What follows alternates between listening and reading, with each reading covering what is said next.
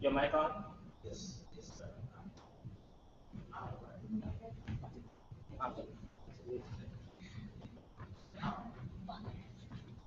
So what you all can do, you all do better for y'all. Um, one of our opening activities that we're going to kind of teaser is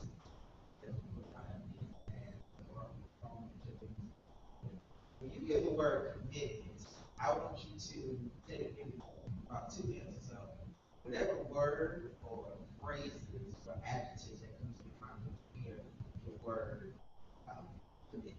So y'all can kind of work together and discuss like what words, phrases, or adjectives.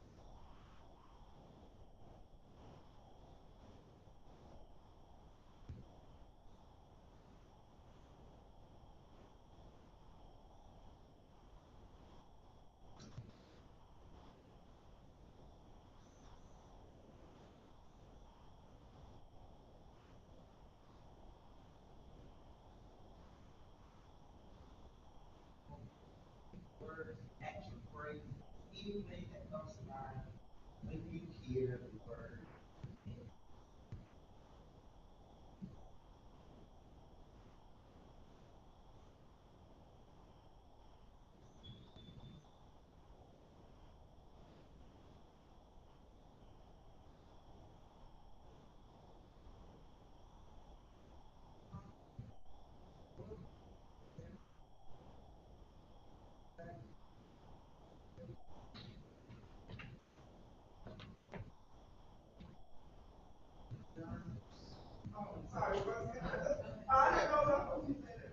Now we can share it.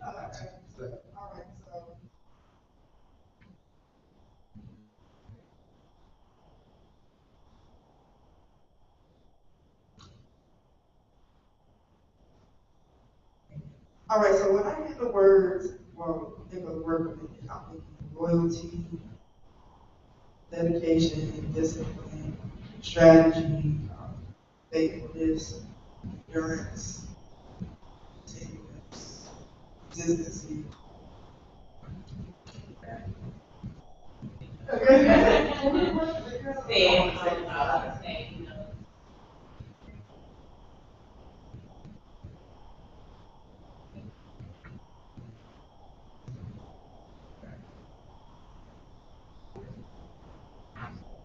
Anything else? Okay, so much like you all when I was kind of given this assignment, I had to ask myself, what is commitment? And I also knew that there is a way that we define commitment, and I realized that there is a way that God defines commitment. And so we're going to kind of look at the biblical view of commitment. So our question is, one is going to be, what is commitment, and what are the layers of commitment? What is commitment, and what are the layers of commitment? So, next slide, another activity. So, on that same sheet of paper, what I want you to do is take maybe the next minute and a half. I want you to list or identify all the things in your life that you are committed to. All of your commitments. As many as you can in order.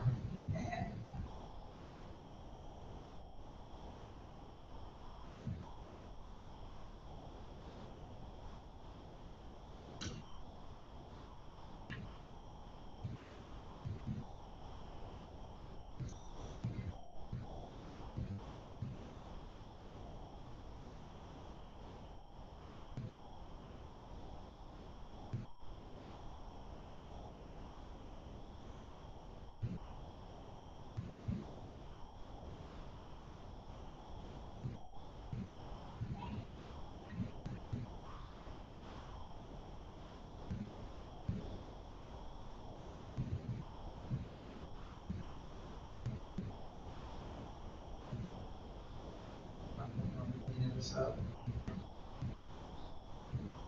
all of your commitments. commitments.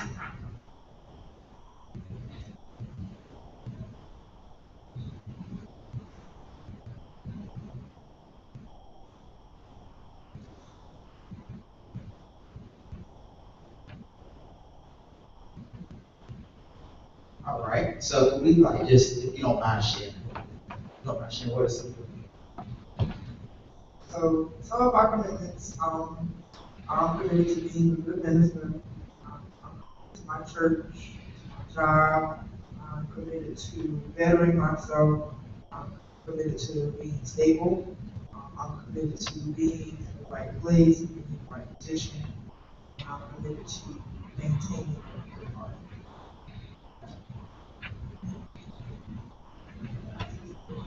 All right, so we like just, if you don't mind sharing, what are some?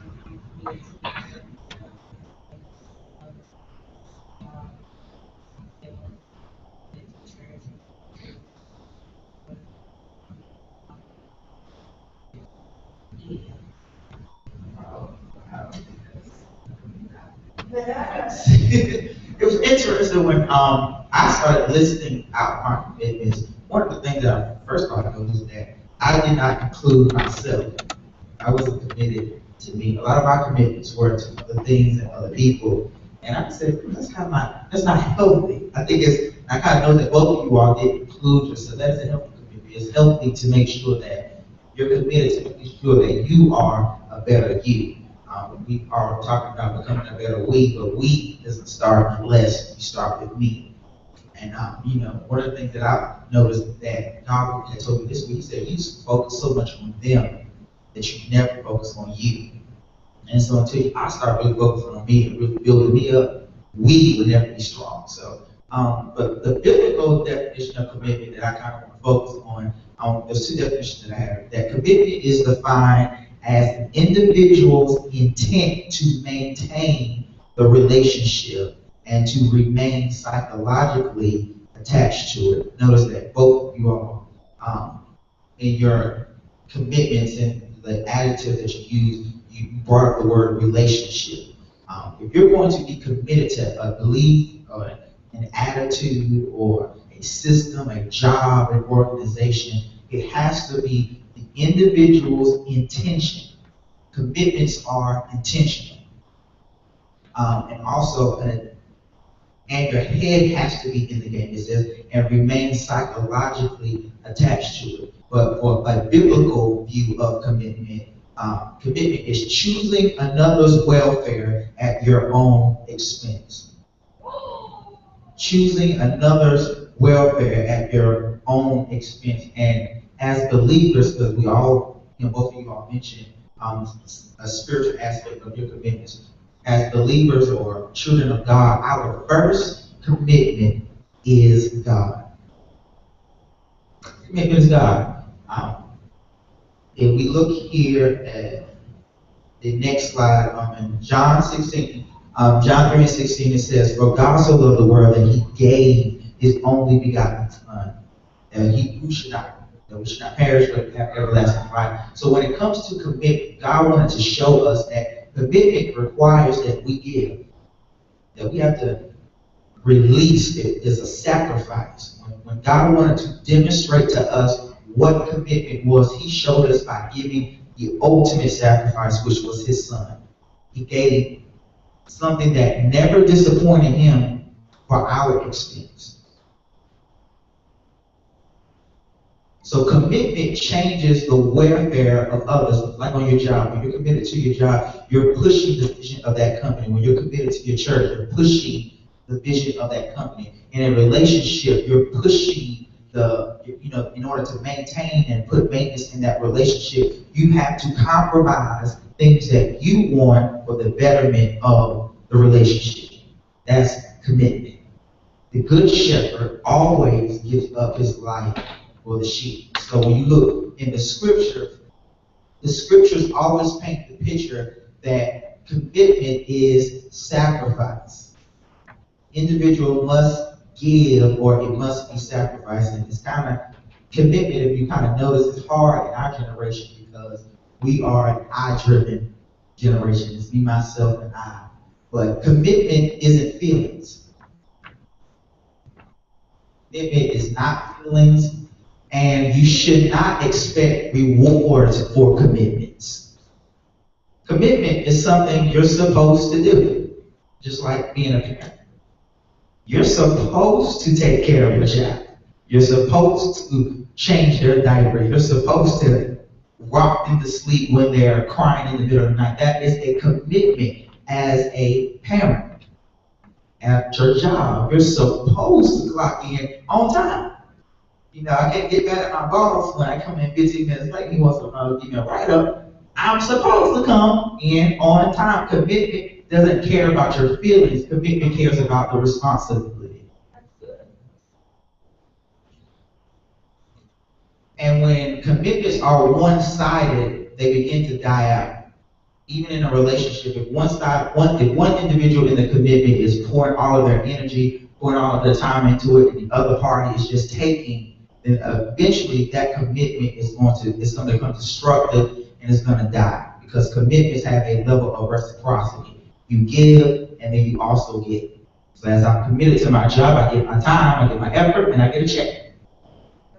So, and when I don't get a check, I ain't going to work. Because you get what you sow. Commitment is about reciprocity. And so as you start looking at your list of commitments, that was one of the initial activities, people that just got in. You can take some time while I'm talking is to list the commitments that you have in your life. As you kind of go over the list of your commitments, you have to kind of really be honest with yourself as, is this commitment, am I getting something out of this commitment? Because a lot of times when we're burnt out as a result of there is no reciprocity in that particular commitment. I'm giving, but not getting anything. And eventually, it becomes one-sided, and you stop expecting a return, and you stop supplying the commitment. So, next slide, thank you, please. If you all turn to Matthew 22 and 37, this was the basis where I was looking at commitment. On the slide, but out as you're kind of turn to it. It says, thou shalt love, and Jesus said unto him, thou shalt love the Lord thy God with all thy heart, with all thy soul, and with all thy mind. And me being the person that I am, I had to ask myself, why did Jesus take the time to differentiate that commitment, that love? Because love is a commitment. When I'm in love with somebody, I'm committed to maintain that relationship. I'm committed to stick to it. But I asked myself, why didn't you just love the Lord your God? Why did he take the time to say with your heart, with your soul, and with your mind? He differentiated that. Because in my studies, I figured out that commitment has layers to it. I call it 3 layers of commitment. The first one is the attitude or your heart. The second A is agreement or your soul. You have to be sensitive to the commitment. And the third one is application. Your mind or your intellect has to be in the commitment. And so really what God was trying to show us is that, first of all, with love being the greatest commitment that we can give to God and we can give to each other, he wanted to show us that in order to be committed to this, you have to be fully engaged to him. Now, there was 2 commandments. One, love God with all your heart, your mind, and your soul, and then love your neighbor as yourself. I'm not getting that. I'm just focused on the first one. The greatest commandment, which is love the Lord thy God with all thy heart, thy mind, thy soul. God wanted to show us that if you're going to be committed to me, if you're going to be in a relationship with me, you have to be fully engaged. And that's something that does not just go with our spiritual commitments, but it goes with any type of commitment in our life. You have to be fully engaged in the commitment. Every part of you has to be in this. Every part of you has to be in this. And he expects a return because he gave us everything. He was so committed to us. He was so committed. We had such a jacked up life before we got our relationship with Christ. We was in sin. darkness was upon the face of the deep. We was all jacked up, and God was so committed to the cause, so committed to making sure that we became better people, that he gave his only begotten son. He gave us everything, and so now the reciprocity of commitment requires that we now have to give him everything. So he wanted to make sure every layer of who you are is yielded up to God if you're going to be in a committed relationship. So we're going to focus on this first commitment. Now this is a tough one. When you really start talking about the heart. First layer of commitment is your attitude or your heart.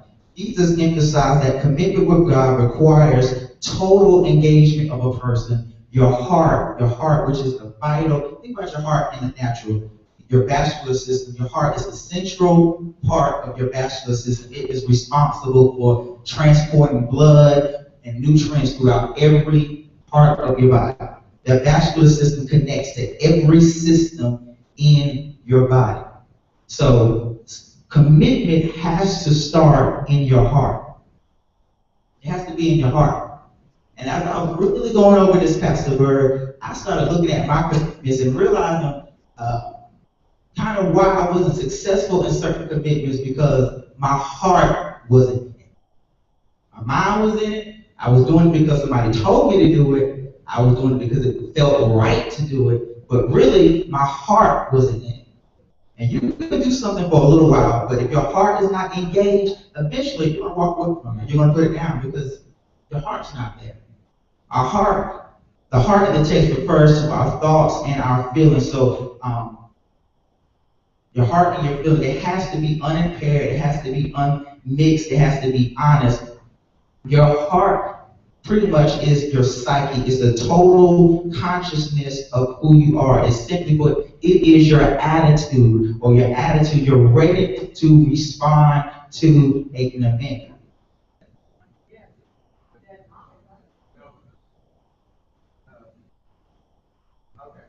So the heart of people, the heart of man is the innermost part of who you are, your innermost desire, your innermost intrinsic desire. Commitment has to be intrinsically motivated. You cannot just do a commitment because your pastor told you to. It has to be in your heart. I had a meeting with an apostle who started talking about stuff that I was supposed to be doing in church, and we started kind of going down the list, and I said, I don't want to do that, I want to do this, I don't want to do that. And it's not because I didn't want to do it. I had to be honest with myself and realize I don't want to do that because that's not in my heart to do. And if it's not in your heart, you're going to experience burnout or frustration because it's not in your heart. It's just not who you are. So commitment starts in your heart. Next slide. When your heart isn't engaged, commitments begin to experience failure. So it's almost like a natural congestive heart failure. Heart failure doesn't mean that your heart has stopped working, but rather it means that your heart is pumping, it means that the heart's pumping power is weaker than normal. With heart failure, blood moves through your heart and your body at a slower rate, and pressure increases in the heart. And as a result, the heart cannot pump enough oxygen and nutrients to meet the body's needs. So when your heart is not engaged into a commitment, eventually you start experiencing failure because you're not supplying that commitment the power that it needs, the energy that it needs, and the attention that it needs. Eventually, it is going to fail. Doesn't mean you can't do it. For a season, you won't be successful. For a season, you won't make it work. But eventually, you'll quit. You're going to leave it down. You know, we have those little hiatuses where we just stop. That's because our heart isn't in it. Your heart is vital because it provides, your heart is the pulse behind your actions. You do things because it's just in your heart to do. Commitments must take seat in your heart. And it takes a big boy, it takes a big girl to honestly admit to things being in my heart. Because when you really look at the heart, and anytime that you focus on the heart, in Jeremiah 17:9, it says that the heart is desperately wicked and no man can know it. Your heart is deceitful. You can convince yourself you're okay, but you're not, because it's not in your heart. Think about relationships. When you was everybody's at least had probably one bad relationship. Just one bad one. And in that one bad relationship, nobody can tell you that you was dating a fool. I tell you was dating a fool. Your friends told you, your parents told you, they were sucking up all your money, all your food, all your gas, and could nobody convince you that was a fool. Because he was in your heart. You was committed to do whatever it took to maintain that relationship because it was in your heart. And how many of us have done things, even if we want to be spiritual, because come back to church, we have commitments in church simply because our pastor told us to do it, or is the expectation that because I'm a minister or because I'm supposed to do it, but it's not in my heart. It's not in my heart. I don't want to do it.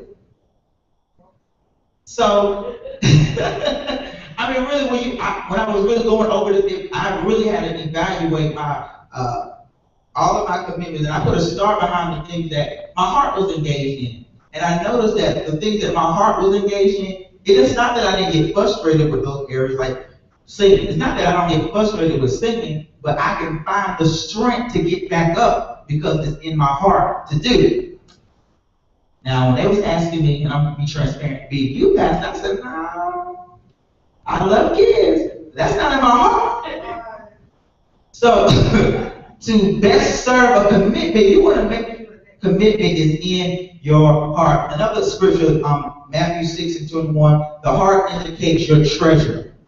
Because it says, where your treasure is, there is your heart also. Matthew 5:8 talks about how the heart affects our perception. Blessed are the pure in heart, for they shall see God. The heart is the post that drives your attitude.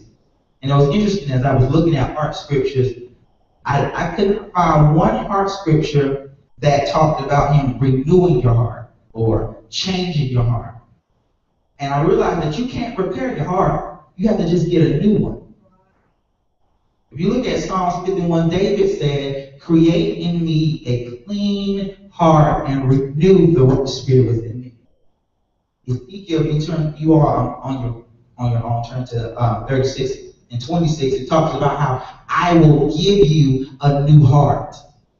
Because when you are committed to something and your heart changes in it, the only thing that you can do at that point is pray and ask God, give me a new heart.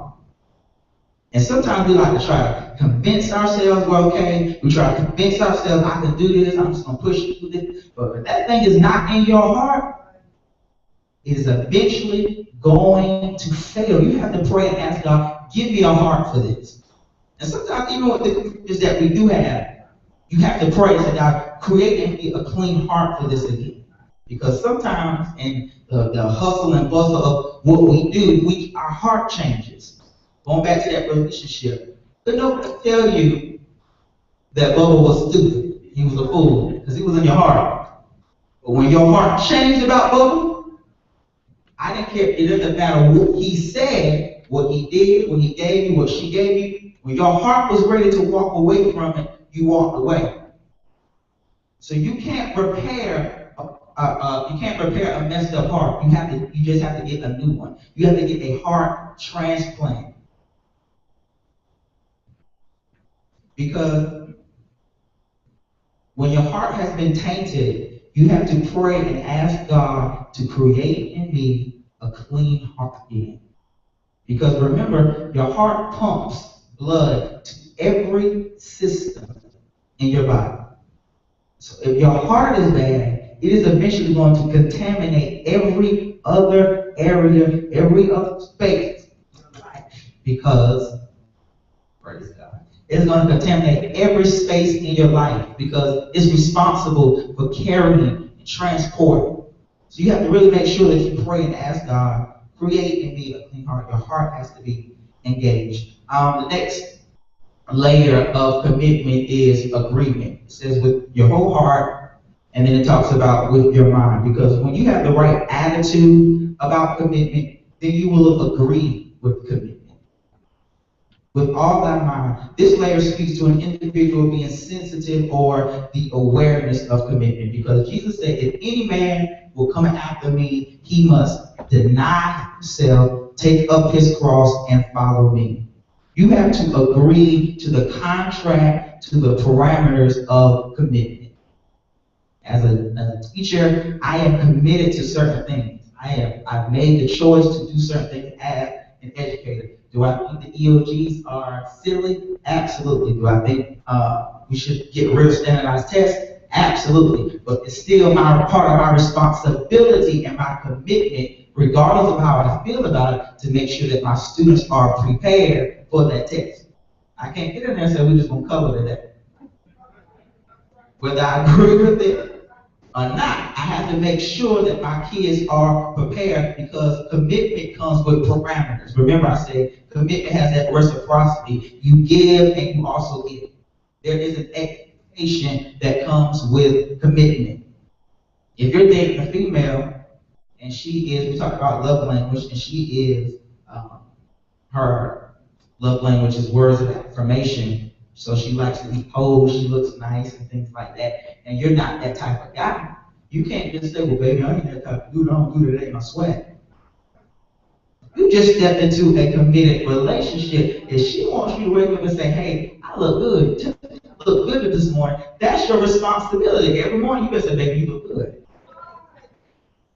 That's your responsibility, because you signed up for that commitment. You have to agree. You signed up for that commitment. You can't step into the army 2 months in and say, well, what's outside? I don't feel like doing this. You signed up for that commitment. At a job, you can't decide, I ain't doing that. Now, we do that, and God gives us grace.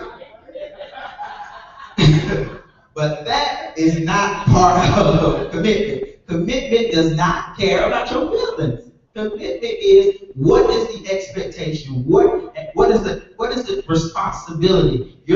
Whether you agree with it or not, you have to be sensitive to the boundaries of commitment.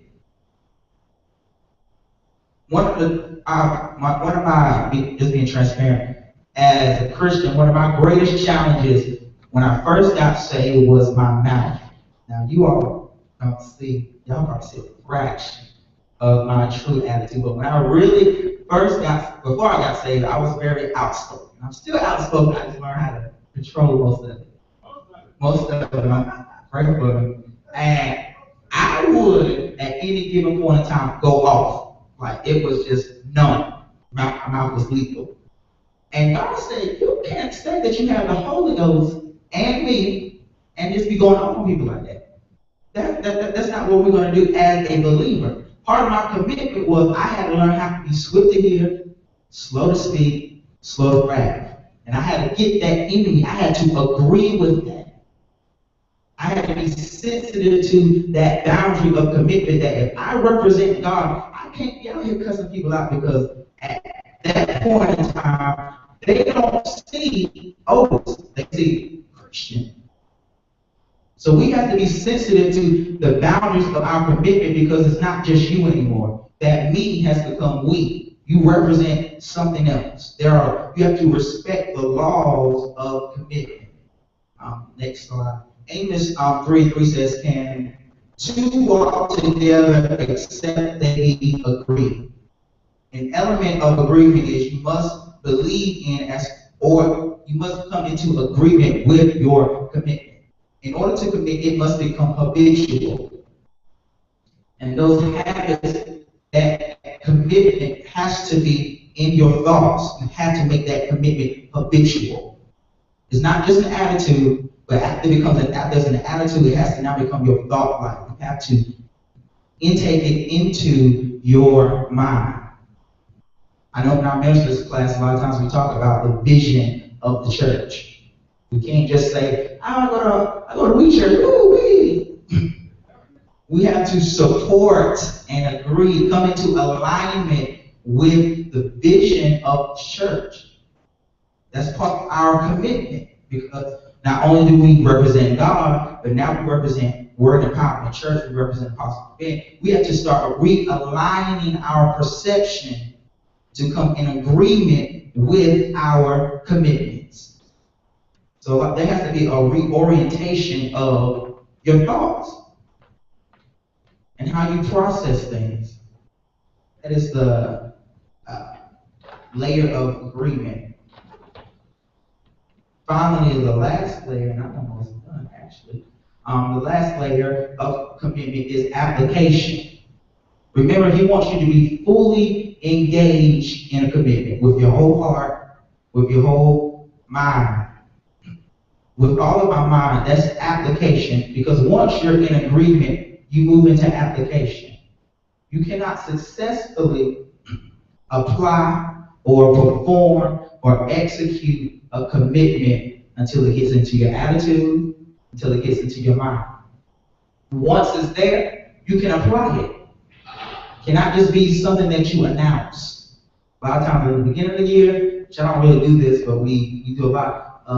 In the beginning, we always announce, I'm going to wait. We have all these goals. But we never really apply them.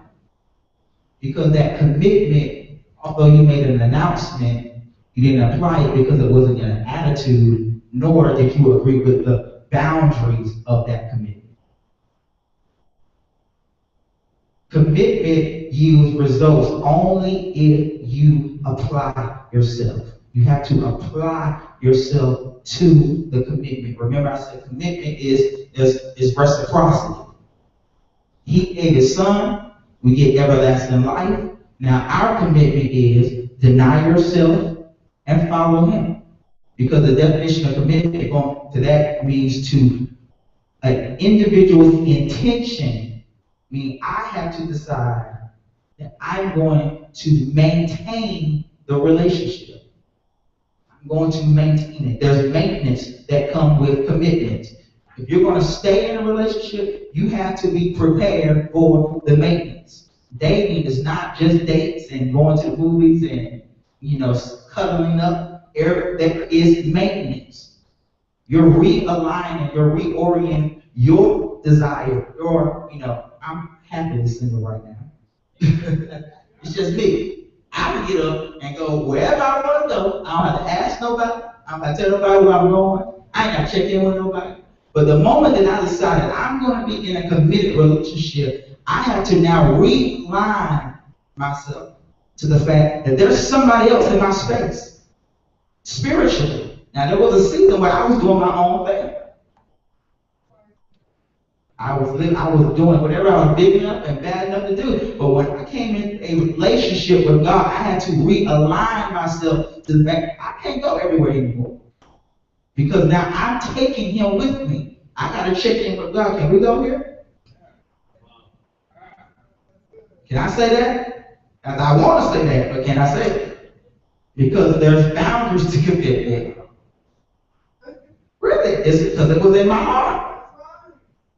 It was in my heart to say, with all of your mind, you have to apply it. It has to be application. Faith without works is what? Faith without works is dead. So how do I commit? And I'm really wrapping up. How do I commit? An individual, going back to our text and that, with all your heart, with all your mind, with all your soul, you have to be fully engaged. If you have only 1/3 or 2/3 of a commitment, eventually that commitment is going to fail. Not saying it won't work for a season, not saying you won't have an adventure with it, but eventually that commitment is going to fail. You have to be fully engaged. You can be committed in facts, but not in attitude.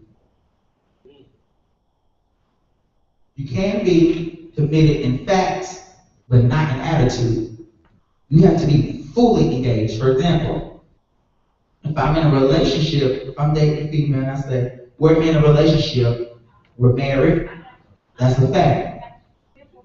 But if I have this feeling that she's not the right one, or I'm not in the right relationship, then I'm not committed in attitude.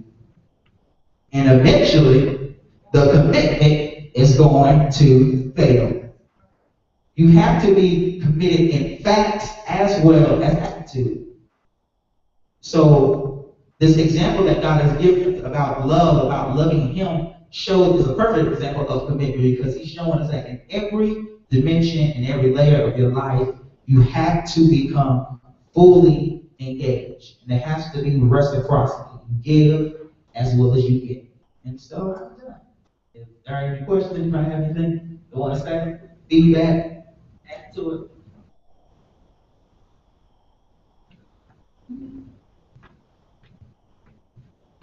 All right, well, praise the Lord. I'm sorry, I'm done. That was it. Well, we started at 10 o'clock. We were wonderful. Yes, sir. And I wanted to stop you there, but I want to see you further. You talk about the boundaries of commitment. What do you mean by that, sir? When I said boundaries of commitment, I was talking about, for example, let me go back to my slides. So I can see that. I should have stopped you there, but I was trying to see you.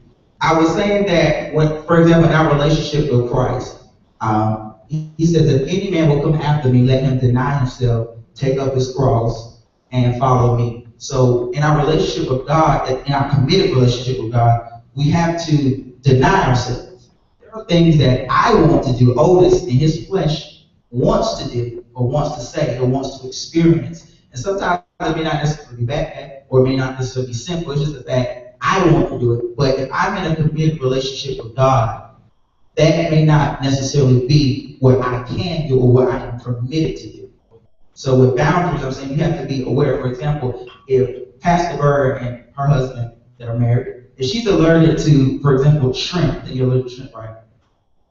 A part of the boundaries of their relationship is I don't expect Uncle Bird to cook shrimp for her because he knows she's allergic.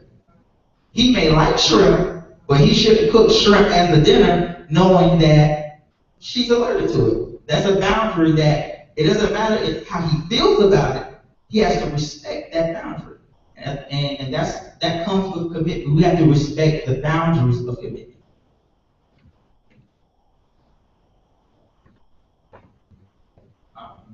Done. Any questions, comments, criticisms, feedback? Yes, sure. Hmm? You want my notes? Sure. I'll email it to you.